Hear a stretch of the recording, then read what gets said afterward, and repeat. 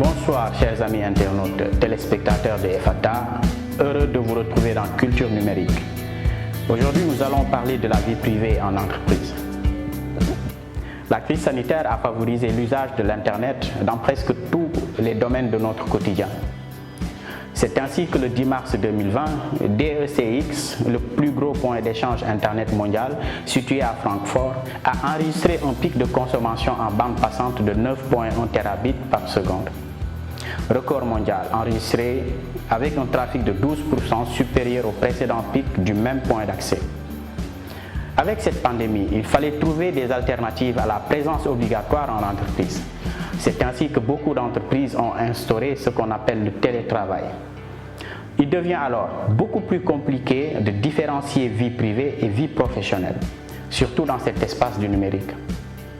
Les technologies de l'information et de la communication ne doivent en aucun cas porter atteinte aux libertés individuelles ou publiques, notamment à la vie privée. Le traitement des données à caractère personnel doit respecter les libertés et droits fondamentaux des personnes physiques. Ces premières lignes de la loi 2008-12 du 25 janvier 2008 sur la protection des données à caractère personnel semblent bien être comprises par une dame que nous allons nommer Madame Coquette pour la circonstance. Nous sommes en 2016, dans l'affaire dite Afrique Pétrole. Elle a permis à la Commission de protection des données personnelles de déterminer les contours de la surveillance des salariés en entreprise. Alors, en adressant une demande d'explication à son employé sur l'usage des réseaux sociaux pendant les heures de travail, un employeur s'est permis de licencier cette dernière pour utilisation de l'ordinateur de travail à des fins étrangères à l'activité de la société. Pour motiver sa décision de licenciement, le directeur joint à la dite demande d'explication la correspondance privée de cette dernière. Alors tenez-vous bien, il s'agit de plus de 100 messages privés extraits directement des comptes Facebook et Skype de Madame Coquette. Interpellé par la CDP suite à une plainte, monsieur le directeur soutenait qu'aucun élément relatif à la vie privée de la plaignante ne devait se trouver dans le stock de données de l'ordinateur central de l'entreprise, c'est-à-dire l'ordinateur qui a été mis à disposition pour le travail.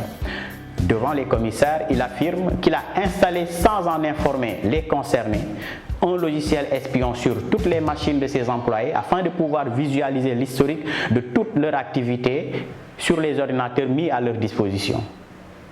Pour bien comprendre le retard accusé par ce dernier, ce directeur, il serait utile de convoquer la décision Nikon en France du 2 octobre 2001. Dans cette affaire, la Cour de cassation a jugé que le salarié a droit, même au temps et au lieu de travail, au respect de l'intimité de sa vie privée, que celle-ci implique en particulier le respect du secret des correspondances vis-à-vis des emails.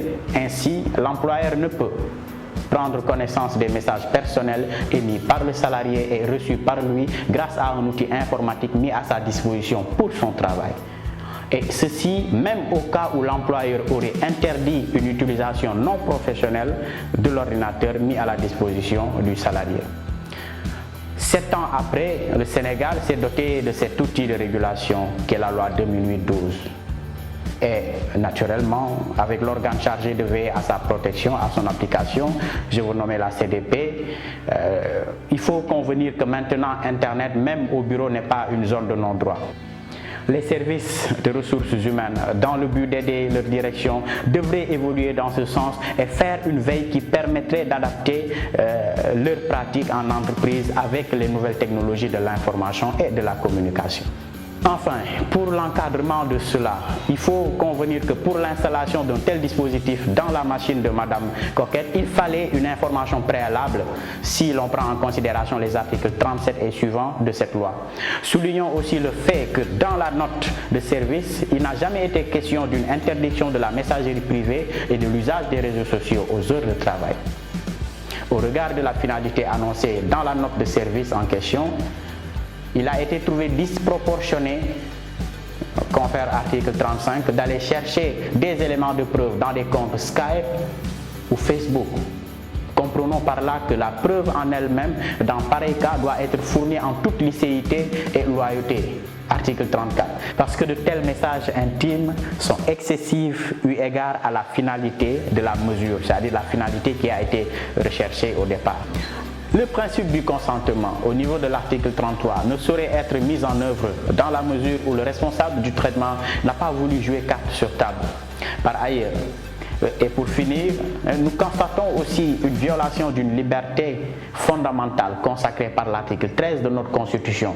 Cependant, le principe d'inviolabilité du secret des correspondances ne consacre nullement un droit pour l'employé de passer outre ses obligations contractuelles pour verser dans la sphère privée avec le temps et le matériel de l'entreprise.